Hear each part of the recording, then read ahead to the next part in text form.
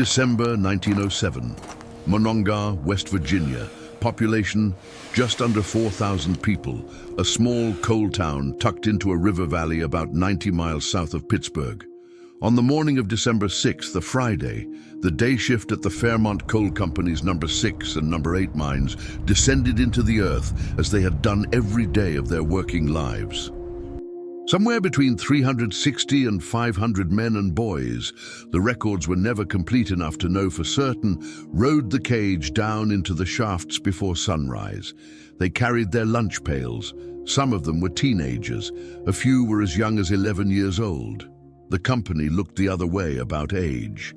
At 10:28 in the morning, something ignited deep in the mine, most likely accumulated methane gas or coal dust hanging suspended in the underground air like a fine invisible mist. The explosion that followed was so powerful it blew out both mine entrances simultaneously. It knocked men off their feet on the surface a quarter-mile away. It shattered windows in houses across town. The concussion was felt in communities miles up the valley. Nobody underground survived. The official death toll was listed as 362 men.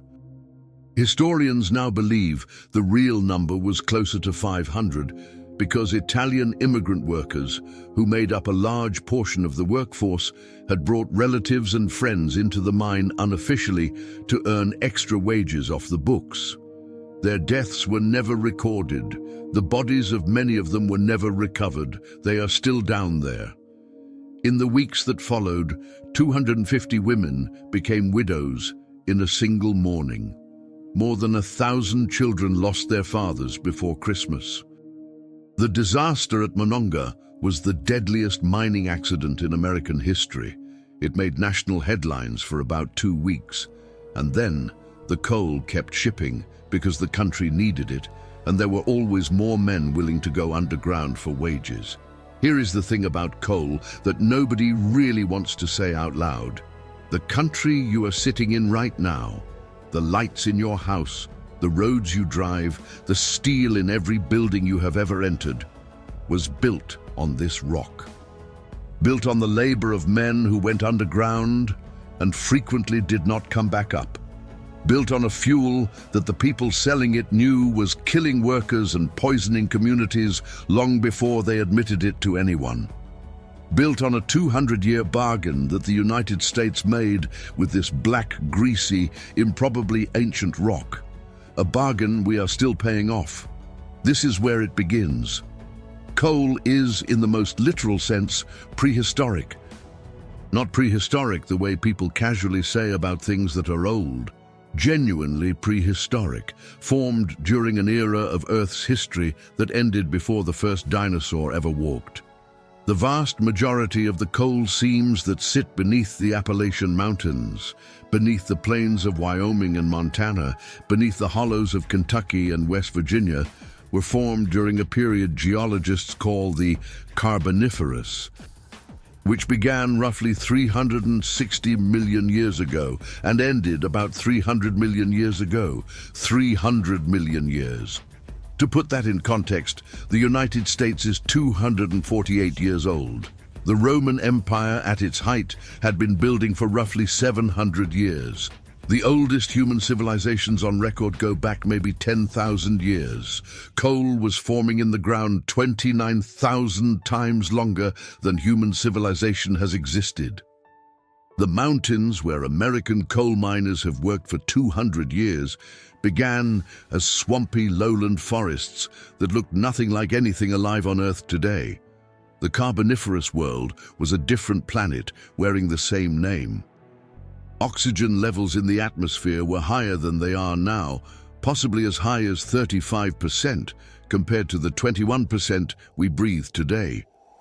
That extra oxygen made things burn more easily. It also let insects grow to sizes that would stop your heart if you encountered one in your yard. Dragonflies with wingspans of 2 feet, millipedes 6 feet long, scorpions the size of a large dog. The dominant plants were not trees in any form you would recognize. They were lycopsids and horsetails, primitive vascular plants that grew 40 to 100 feet tall, with bark that was rough and scaly, more reptile than tree. There were no flowering plants, no grasses, no birds. The forests were vast, steaming, silent except for insect noise and the creak of wood. When those forests died, and they died constantly, falling into warm, shallow swamps, something unusual happened. The bacteria and fungi that would normally decompose dead wood had not yet evolved the ability to break down lignin, the tough structural compound that made these ancient trees so tall and rigid. The wood did not rot, it piled up. Layer after layer after layer, over millions of years, compressed under the weight of new sediment, cooked slowly by the heat of the earth, losing water and oxygen and gaining carbon concentration until what had been a living tree was something else entirely, a black, brittle, carbon-dense rock that would burn. Coal does not smell like much in its raw state.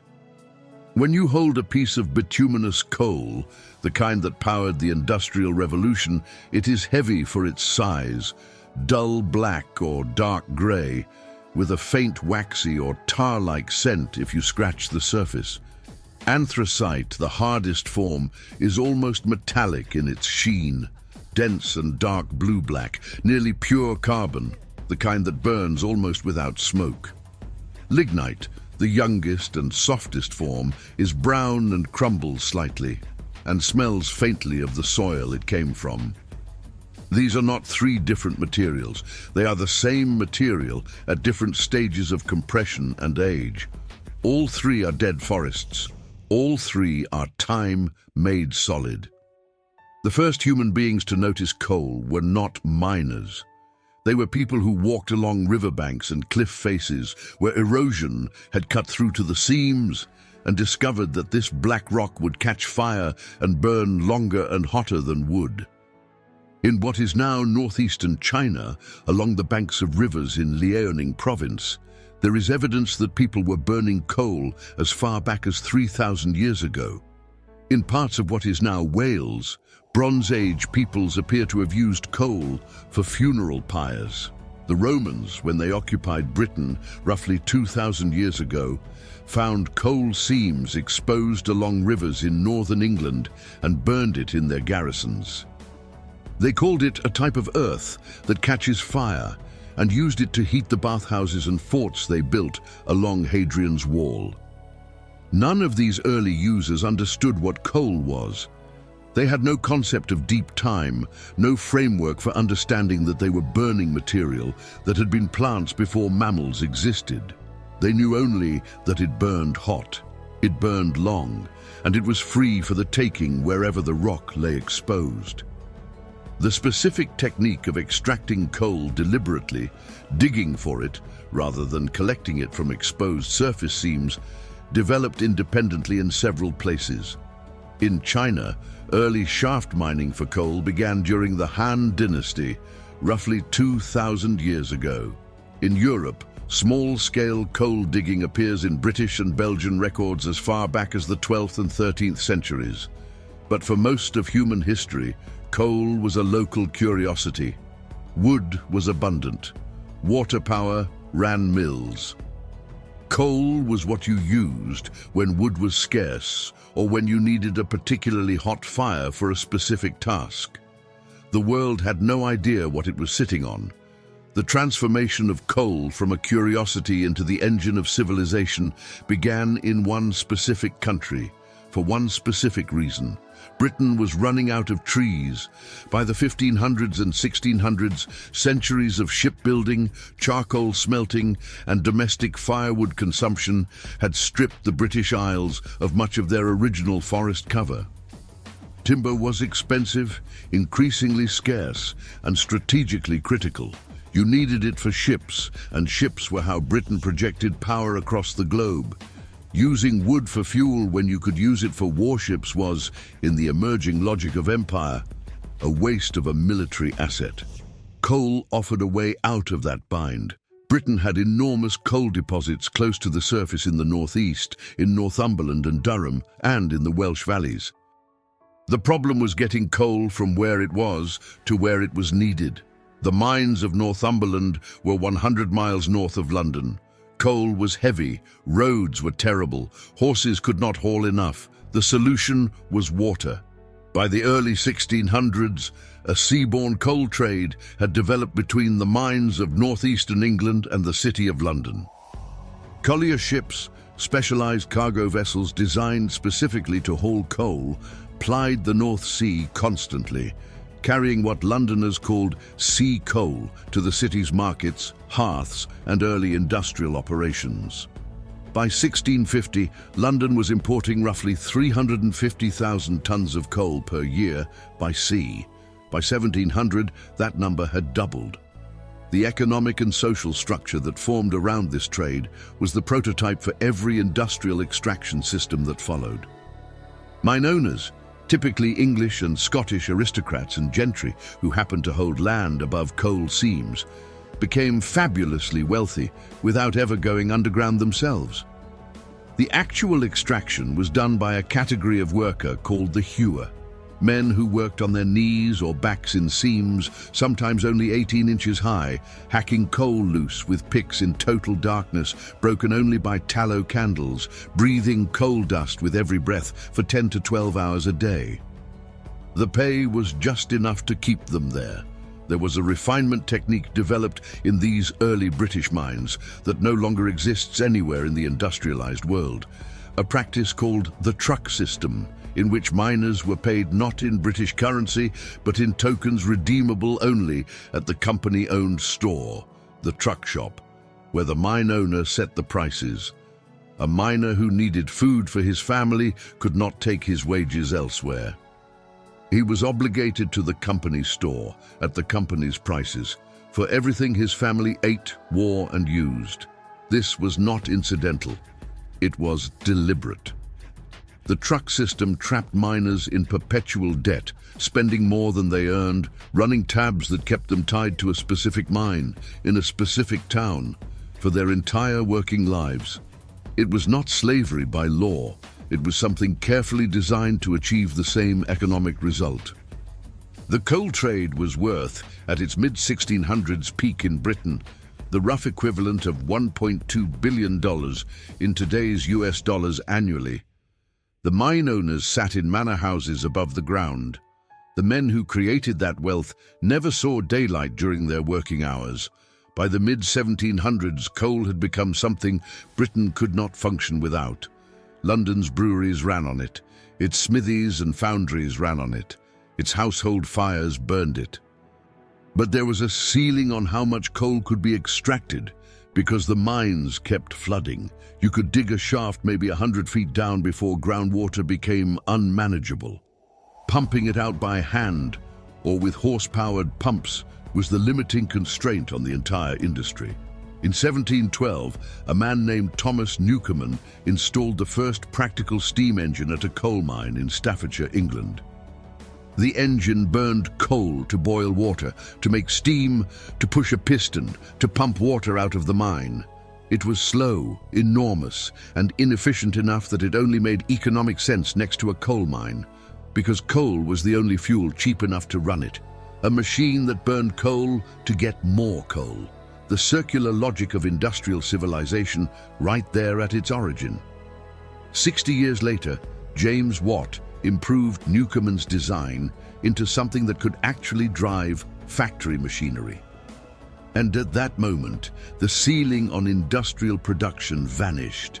What followed would alter the trajectory of human civilization more profoundly than anything since the invention of agriculture. The coal seams of Britain were about to become the most consequential rocks on the surface of the planet, and eventually the same logic would come to America. But not before coal crossed an ocean, changed hands several times, and made some people very powerful and others very dead.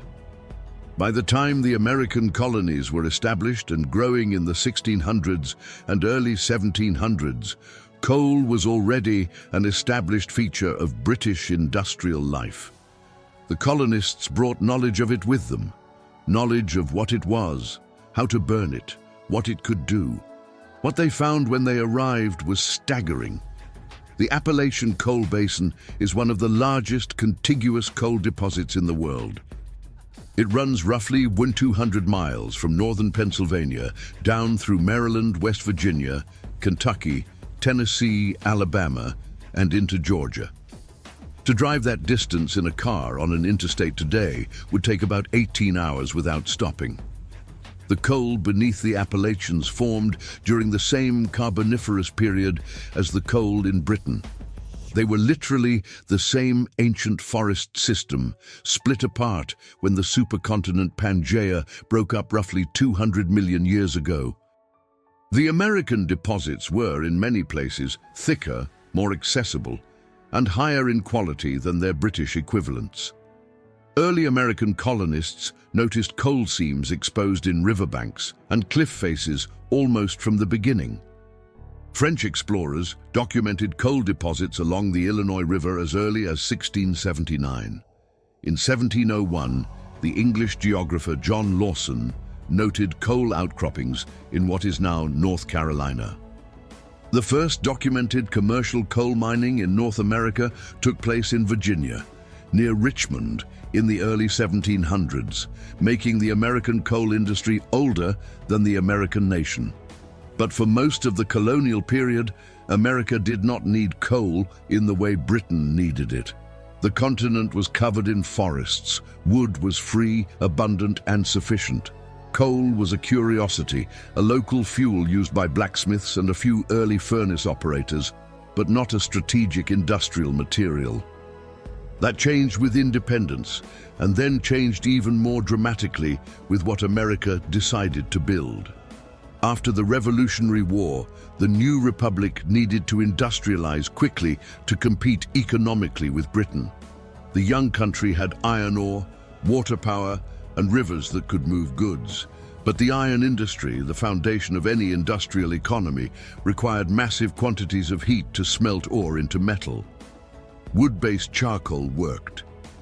But coal burned hotter, produced a more consistent heat, and by the 1820s, engineers had figured out how to use anthracite coal, the hard, nearly pure carbon variety found primarily in northeastern Pennsylvania, to smelt iron on an industrial scale. The discovery of what the Pennsylvania anthracite fields could do for iron production was the economic equivalent of hitting a lottery jackpot the size of a skyscraper. The anthracite region of northeastern Pennsylvania, a narrow belt running through Carbon, Schuylkill, Luzerne, Lackawanna, and surrounding counties, contains perhaps the largest deposits of anthracite coal in the world.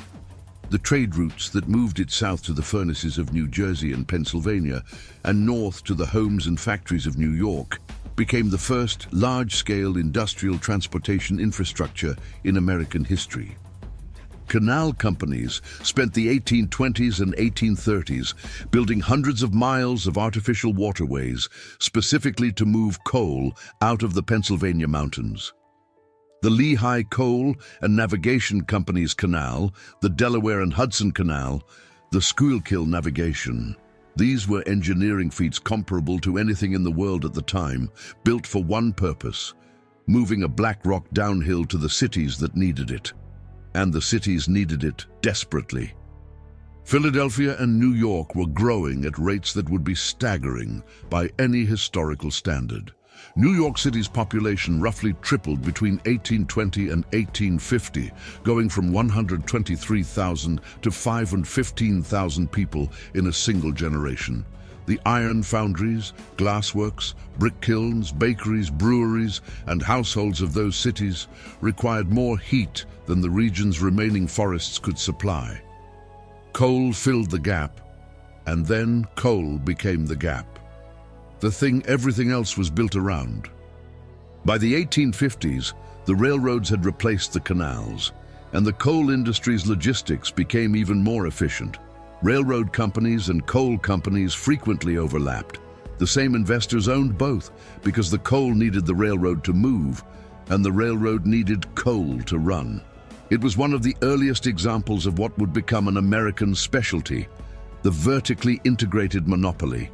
One railroad, one fuel, one set of owners, one price. What happened next in the American coal industry, the empire it built, the labor it consumed, the wars it provoked, and the cover-up it engineered, is one of the most important and least discussed chapters in American economic history. Hold that thought. Before we get into the part where things get darker, which they absolutely do, if you're new here, this channel is about the real histories behind the things that shape the world. Not the version you got in a textbook. The version with the actual numbers, the actual names, the actual decisions. We put out a new one every week. Hit subscribe if you want more of this, and drop a comment telling me where you're watching from. Whether you're in Pennsylvania coal country or Texas or somewhere in between. I'm always curious where these stories end up.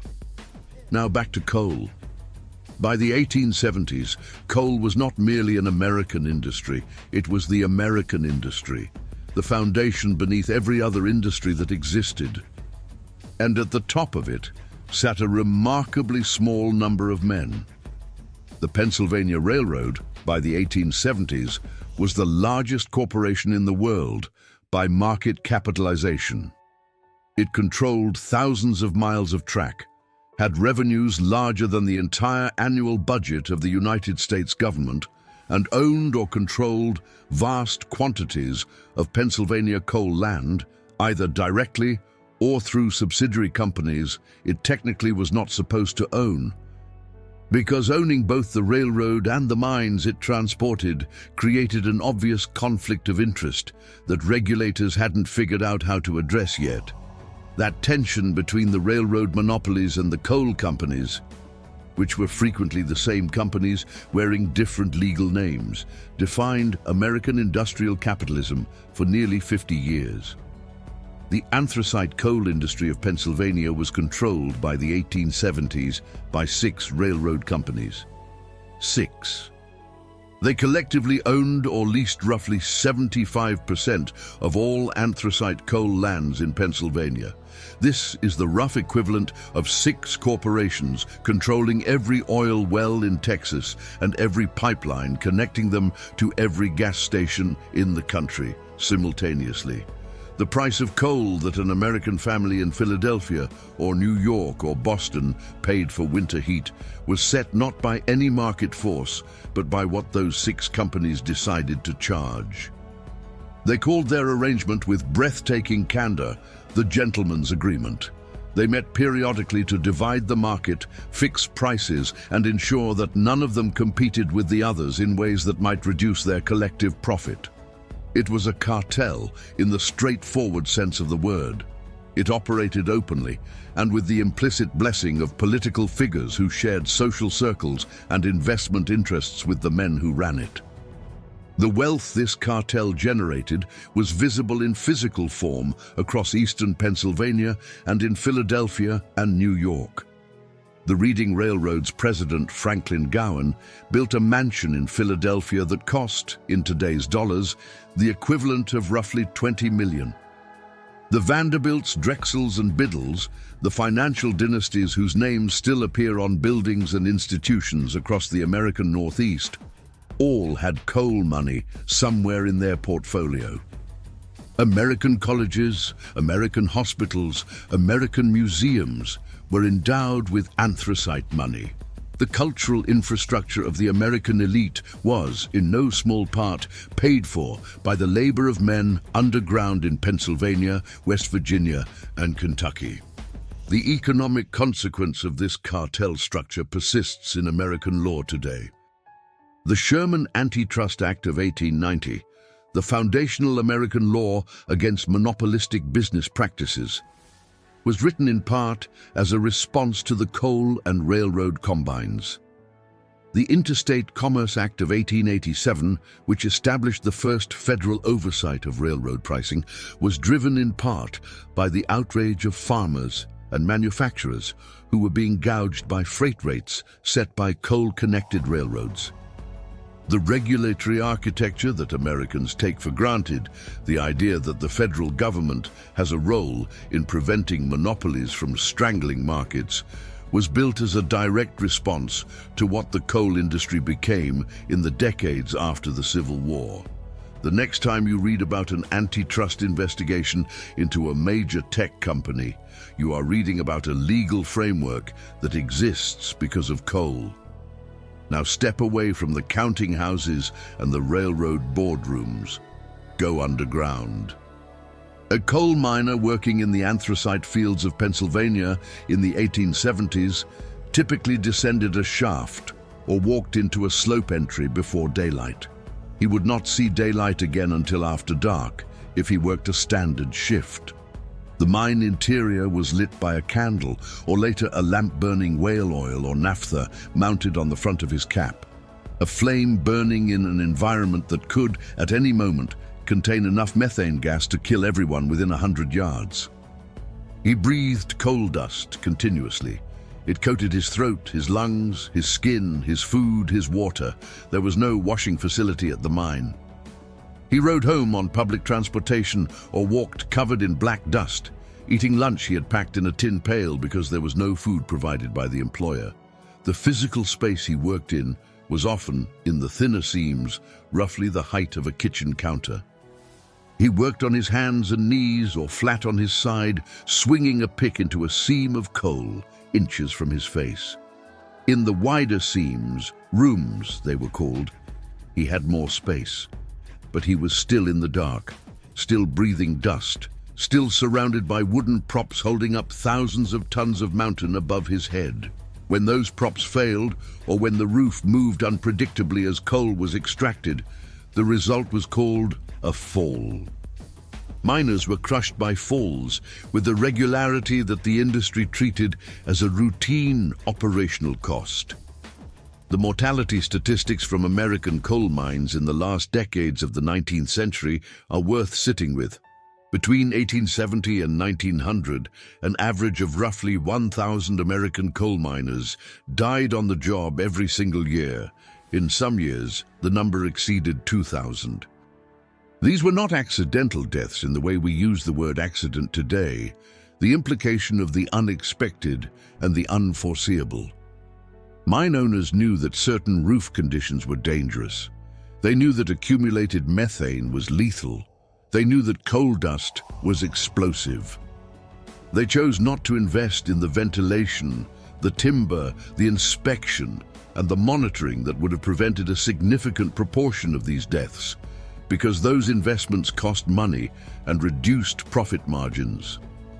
The death rate in American coal mines at the turn of the 20th century was roughly equivalent to losing the entire population of Findlay, Ohio, about 40,000 people, every 40 years, drawn exclusively from the working population of young and middle-aged men. An entire mid-sized American city gone once per generation, and that was considered acceptable background noise in the operation of an industry generating hundreds of millions of dollars annually for mine owners who lived in Philadelphia and New York. And the workforce was not random.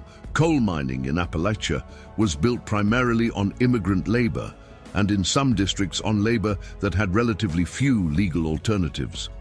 Welsh, English, and Irish miners came first in the mid-1800s. Then Italians, Poles, Slovaks, Hungarians, and Lithuanians arrived in waves in the 1880s and 1890s, recruited by labor agents working for the mine companies, sometimes with promises that were not kept. In the mining towns of West Virginia and Kentucky, a system developed that was designed to function with maximum efficiency even when workers died. It was called the company town. The coal company owned the land. The coal company owned the houses the miners rented. The coal company owned the store where the miners bought food and clothing and tools. In many cases, the coal company owned the church, the school, and the doctor's office. The wages paid to miners were frequently paid in company scrip, a proprietary currency that worked exactly like cash inside the company town, but could not be spent anywhere else. This was the truck system from the British coalfields, transplanted to American soil and refined. The effect was identical.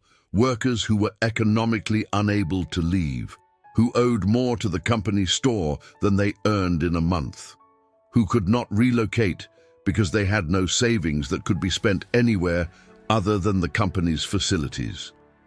The legal mechanisms were different from slavery.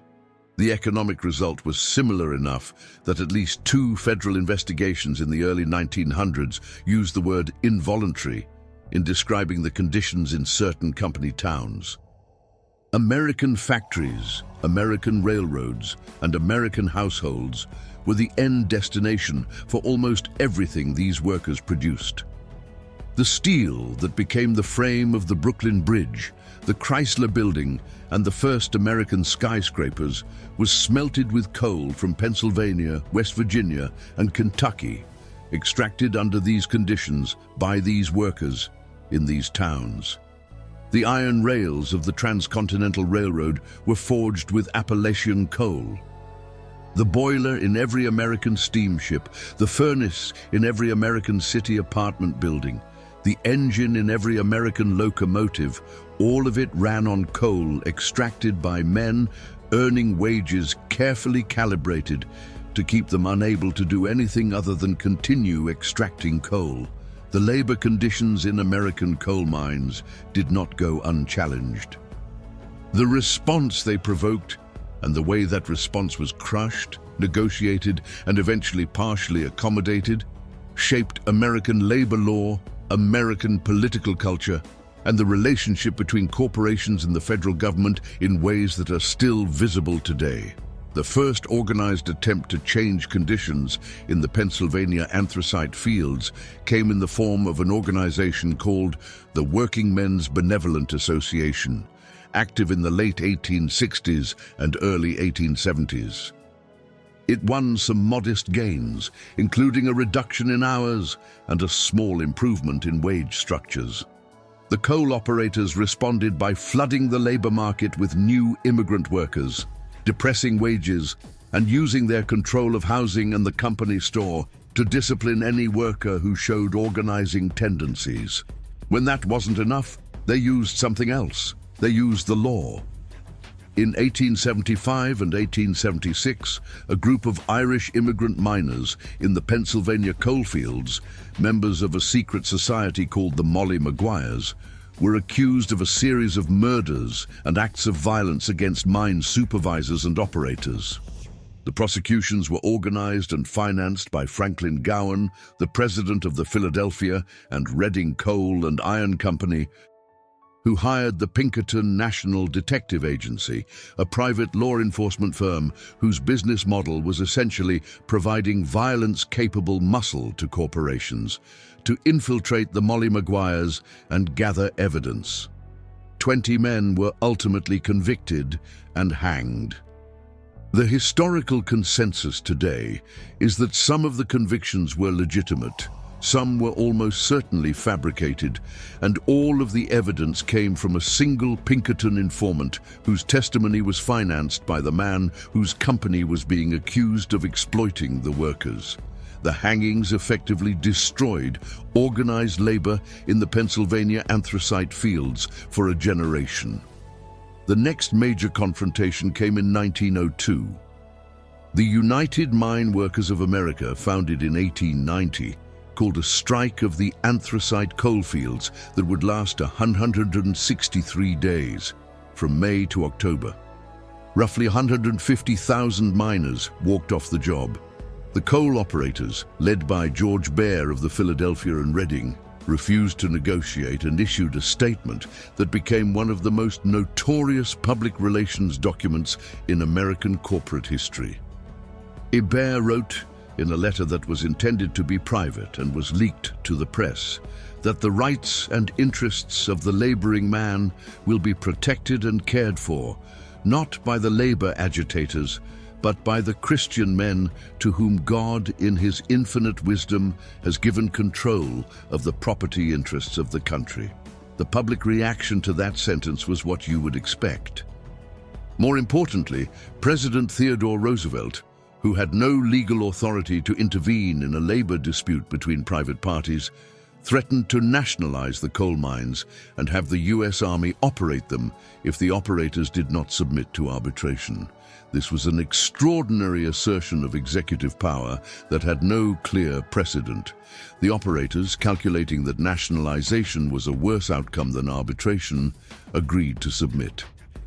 The resulting settlement gave miners a 10% wage increase and a reduction in hours, but did not require formal union recognition. Quick question. How many pounds of coal do you think the average American household burned per year at the peak of the coal era? Drop your guess in the comments. The answer is coming up, and it is bigger than you think. The 1902 strike was a turning point in American political history.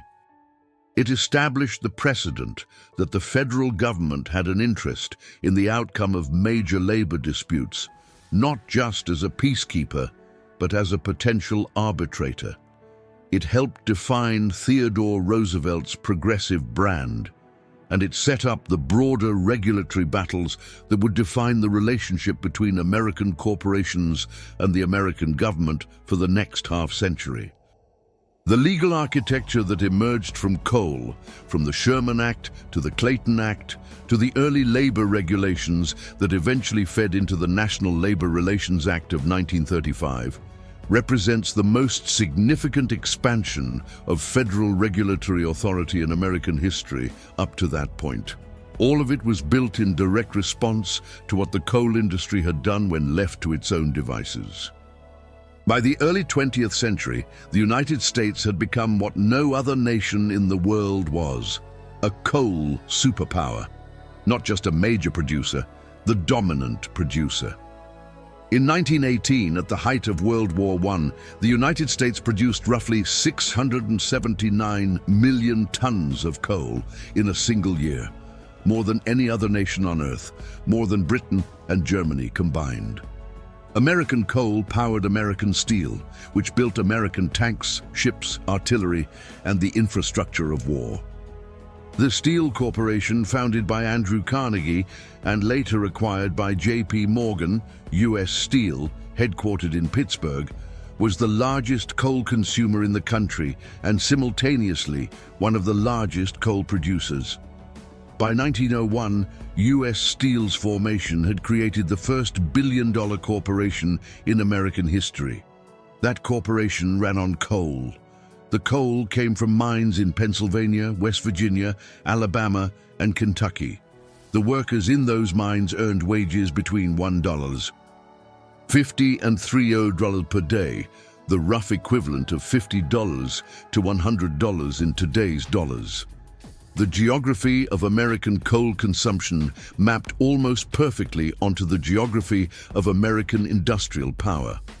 Pittsburgh was the steel capital because Pittsburgh was at the convergence of the Appalachian coal fields and the iron ore routes from the Great Lakes, ore coming down from Minnesota, coal coming up from West Virginia and Pennsylvania, and the two combined in blast furnaces running around the clock. Chicago's steel industry ran on coal from Illinois and Appalachia. Detroit's automobile factories, Ford's River Rouge complex alone covered 2,000 acres, required coal-fired electricity and coal-fired steel in enormous quantities. The American household was transformed by coal in a more intimate way that is easy to forget. Before the widespread electrification of American homes, which happened mainly between 1920 and 1950, the average American family burned coal for heat, coal for cooking, and coal for hot water. The answer to that question from a few minutes ago: the average American household in 1910 burned roughly 5 tons of coal per year, about 10,000 pounds. That is the weight of 3 average American cars burned every year in the family's furnace. Coal dust was a constant presence in American urban life. Laundry hung outside to dry came in gray.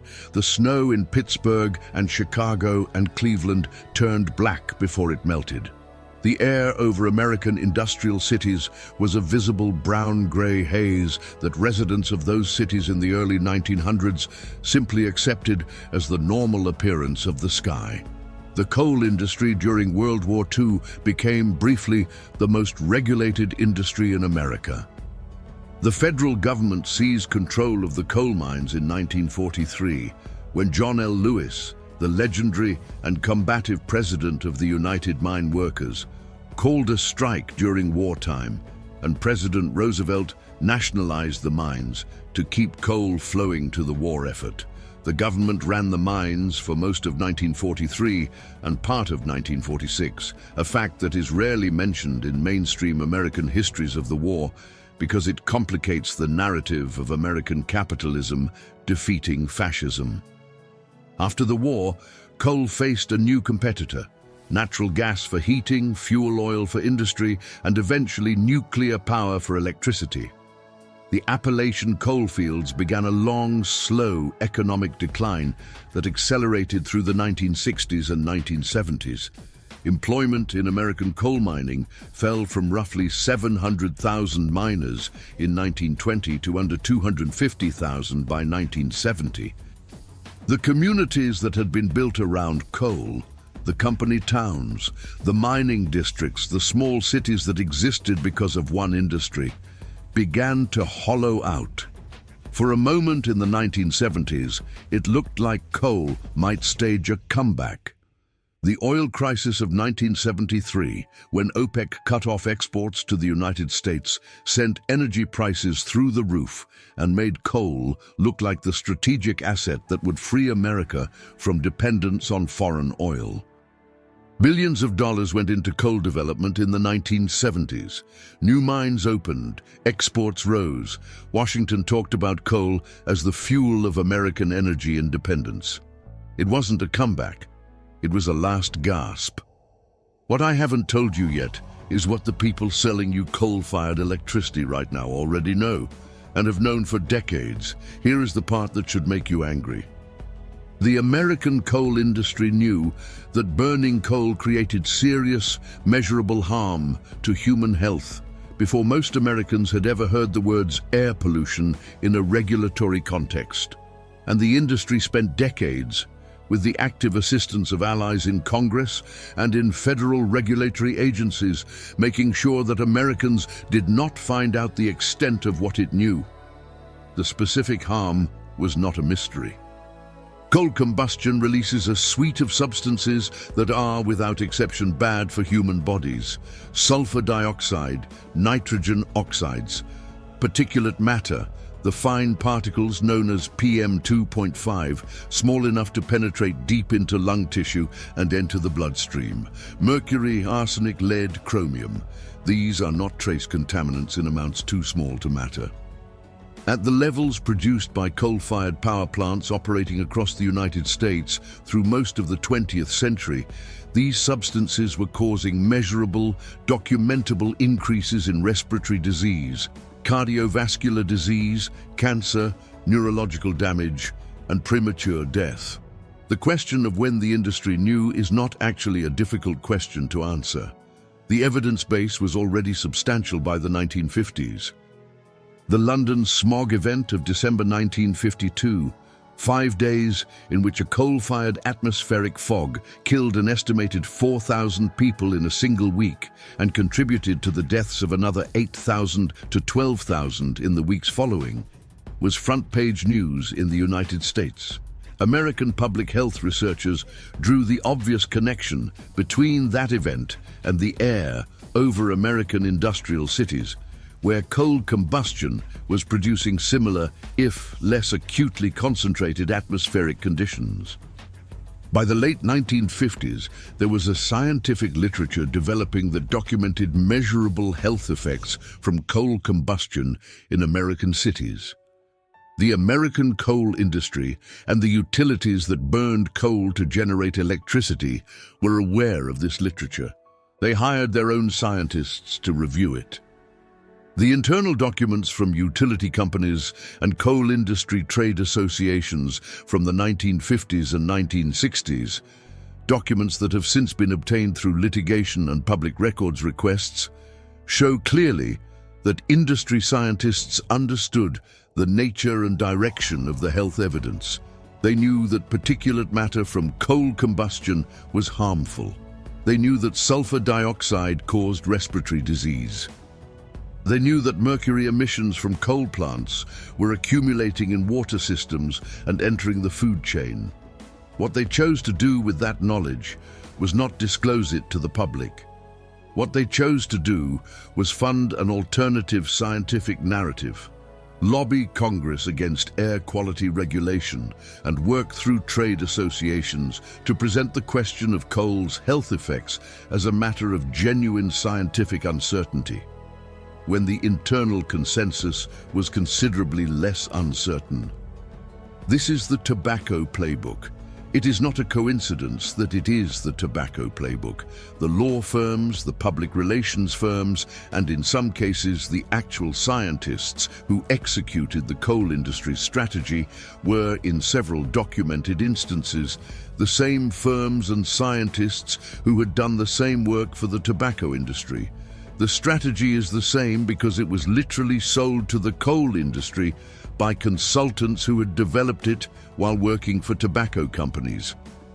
The primary federal regulatory body responsible for air quality is the Environmental Protection Agency, created in 1970 under President Nixon, itself a creation of public pressure that had been building because of documented air quality disasters like the Donora, Pennsylvania smog event of 1948, in which coal and zinc smelter emissions killed roughly 20 people in a town of 14,000 and sickened a third of the population in a single weekend.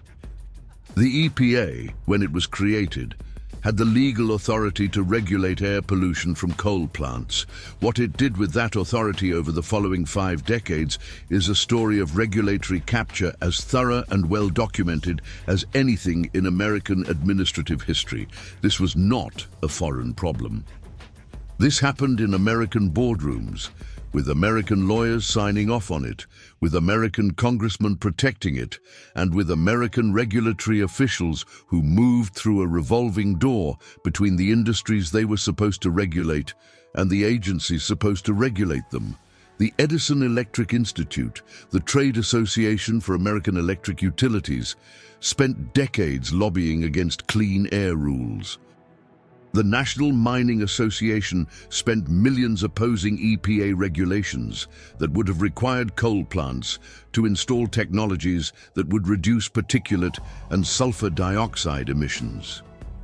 Congressional delegations from coal-producing states, West Virginia, Kentucky, Wyoming, Pennsylvania, used their committee assignments to slow, weaken, and in some cases block EPA rulemaking for generations.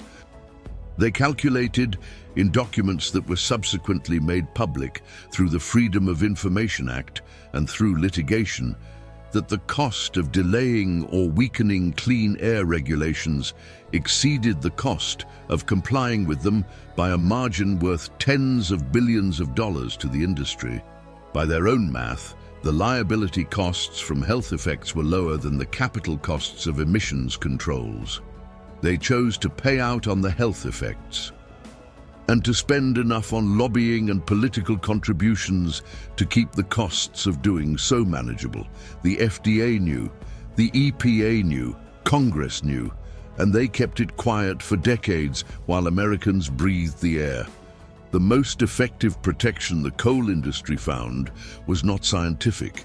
It was political, and it operated through a mechanism that Americans tend to think of as legitimate, the campaign contribution. The coal industry and electric utility sectors have been among the most consistent and generous sources of political contributions in American history. From the 1970s through today, coal and utility companies have contributed hundreds of millions of dollars to federal and state campaigns to both parties, though with a pronounced tilt toward whichever party was, in any given cycle, more willing to limit EPA authority. The returns on that investment were enormous. Every year of delayed clean air regulation represented billions of dollars in avoided capital costs for the utilities. Political contributions measured in the low millions produced regulatory relief worth billions. The math was straightforward. It always was. The specific mechanism of suppression that has been most thoroughly documented involves a provision called the New Source Review exemption. The Clean Air Act of 1970 required new power plants to install the best available pollution control technology. It included a grandfather clause for existing plants, on the reasonable assumption that those plants would eventually be retired and replaced with cleaner equipment. What happened instead was that utilities kept their old grandfathered dirty plants operating for decades past their expected lifespans, making what they described as routine maintenance upgrades, while arguing to the EPA that those upgrades did not trigger the New Source Review requirements. The EPA, under pressure from the industry and from congressional overseers, frequently agreed. The result was that coal plants built in the 1950s and 1960s continued operating with pre-Clean Air Act emissions controls into the 1990s, 2000s, and in some cases, past 2010.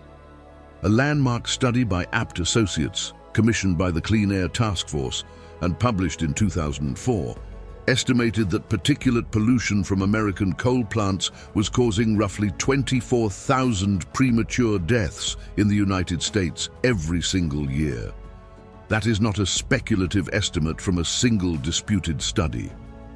It is in the range of estimates produced by multiple independent research groups using EPA methodology. 24,000 Americans dying prematurely every year from coal plant emissions. That is the equivalent of losing the entire population of Elmira, New York annually, drawn specifically from people living downwind of power plants who had never been asked whether they consented to that trade. Over 200 million Americans today live in counties where air quality fails to meet EPA standards at some point during the year. The largest single contributor to that failure has historically been coal combustion. The health costs attributable to coal combustion in the United States, measured in medical expenses, lost work days, disability costs, and premature mortality, have been estimated by academic researchers at somewhere between $100 billion and $500 billion per year. The low end of that range exceeds the entire annual revenue of the American coal industry. The industry was, and in regions still is, generating costs for American society that exceed the economic value it creates. Costs paid by American families in hospital bills, in asthma inhalers, in reduced life expectancy in communities adjacent to plants that their elected representatives had helped protect from regulation. The cover-up began unraveling, not through a single dramatic moment, but through the accumulation of litigation. In 2000, the Clinton administration's EPA filed suit against several major electric utilities, American Electric Power, Southern Company, Duke Energy, and others, for violations of the New Source Review provisions of the Clean Air Act. The lawsuits produced discovery, and discovery produced documents. Those documents showed in granular detail what utility executives had known about the health effects of their emissions, when they had known it, and how they had organized to prevent the regulatory responses that knowledge logically demanded. Some of those suits were settled, some were dropped by the subsequent Bush administration. Some produced small fines relative to the scale of the violations. None produced criminal prosecution. The executives who made the decisions that cost Americans tens of thousands of lives per year retired on schedule, with full pensions, to comfortable houses in states they had helped keep free of excess environmental regulation. The coal industry knew. By their own internal documents, they knew by the 1950s they kept going for another 7 decades while Americans paid the price. Movement 1. Coal in America. Right now. The American coal industry today is not what it was at its peak. And the way it is dying is as instructive as the way it lived. In 2023, the United States produced roughly 578 million short tons of coal. Still an enormous quantity, but down significantly from the peak years of the early 2000s, when production regularly exceeded 1 billion tons annually. Employment in American coal mining stands at roughly 40,000 to 45,000 people, a fraction of the workforce it once supported. The Appalachian coal fields, which powered American industrialization for more than a century, are largely in decline.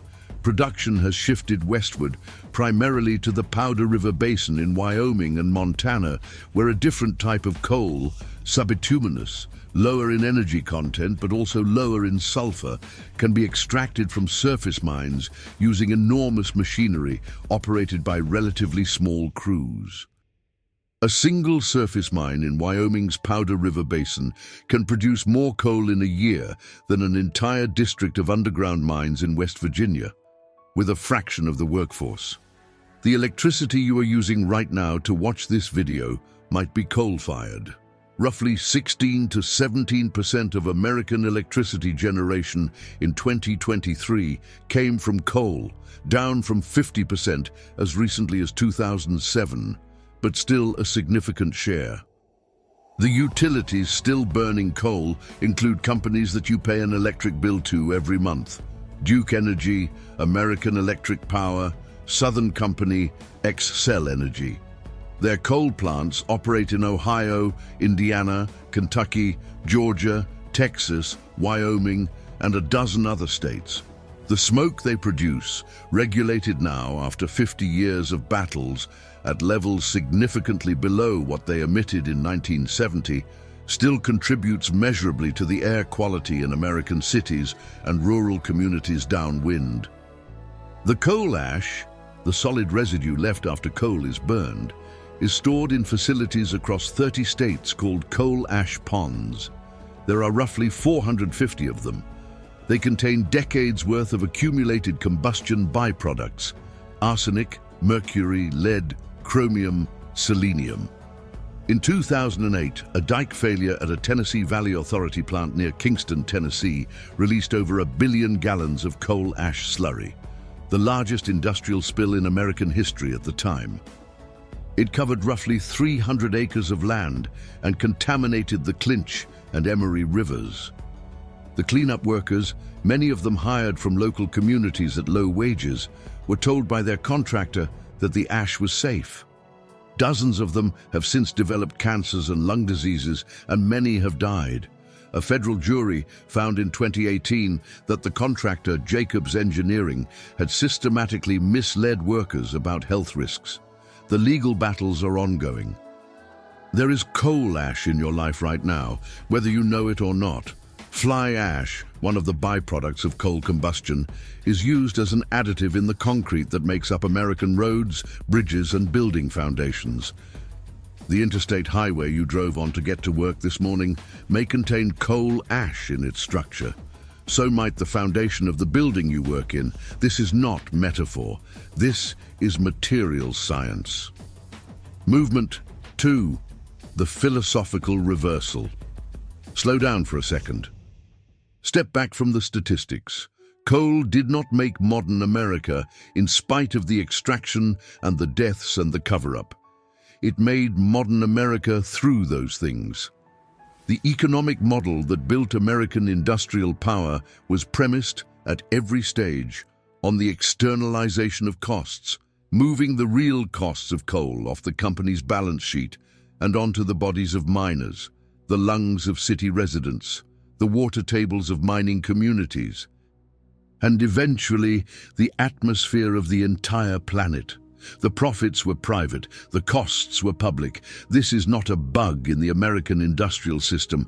For a long time, it was the feature. If you're sitting there thinking this sounds like every other industry you've ever heard of, you're right. This is the pattern. This is how it always goes. The commodity changes: coal, sugar, oil, tobacco. The mechanism does not change. Extract the value. Minimize the visible cost. Externalize the real cost onto people who have less political power than the people extracting the value. Spend what is necessary on political protection to delay the accounting. When the accounting finally arrives, settle where possible, appeal where necessary, and ensure that no individual who made the decisions that caused the harm is personally held accountable for them. How many things in your life right now were built on a decision someone made in a boardroom that you never got to vote on? That question does not have an easy answer, and that is intentional. There is a gap between what America says it is and what the history of coal reveals it to have been. America says it is a country of free markets, of individual responsibility, of transparency and accountable governance. Coal reveals a country where, when the economic stakes were high enough, the markets were fixed, the responsibility was outsourced to people without political voice, and the information that would have allowed democratic accountability was suppressed for decades. That gap is not unique to coal, but coal is where it was built at scale. Coal is where the architecture of American industrial capitalism was constructed and tested. And the infrastructure of political protection, regulatory capture, and externalized costs that coal built is still in use, still running, still producing the same results for different commodities, different industries, different communities bearing costs they did not agree to bear. The men of Monongah went underground on December 6, 1907, and did not come back up. Their names are on a memorial in Marion County, West Virginia. Most Americans have never heard of Monongah. Most Americans do not know that the deadliest industrial accident in American history was a coal mine explosion that killed up to 500 men and boys in a single morning. That omission is not an accident. It is the product of a century of national storytelling that elevated the output and erased the cost, the rock that powered American civilization, the workers who extracted it, the owners who profited from it, the regulators who protected it, the politicians who were purchased by it. All of them are part of the same story, and the story is not over. Have you ever looked at your electric bill and actually thought about where that electricity comes from? Not the company name at the top of the bill, where it actually comes from. What was burned, by whom, under what conditions, at what cost to somebody you'll never meet. Drop that in the comments. I read every single one, and the most interesting ones shape what I cover next. If this is the kind of story you want more of, the real history behind the things that run your life, not the version you were taught, subscribe. Every person who subscribes helps this channel reach more people who deserve to know this stuff. And there are a lot of them out there. Hit the like button. It genuinely helps this channel grow, and it tells me you want to go deeper. Turn on notifications. The next story is already in the works, and you will not want to come in late on this one. And share this with someone who thinks they understand how the American economy works. Show them what they're missing. Because here is the thing that will stay with you. The next time your power goes out, for an hour, maybe two, and you sit there feeling irritated and inconvenienced, think about the men who went underground at 10:28 on a Friday morning in West Virginia in December 1907 to make sure you never had to experience that inconvenience. Think about what they were paid to do it. Think about who decided what their lives were worth, and then the lights will come back on, and you'll go back to whatever you were doing, just like everyone else has done, for 200 years. That is not an accident either.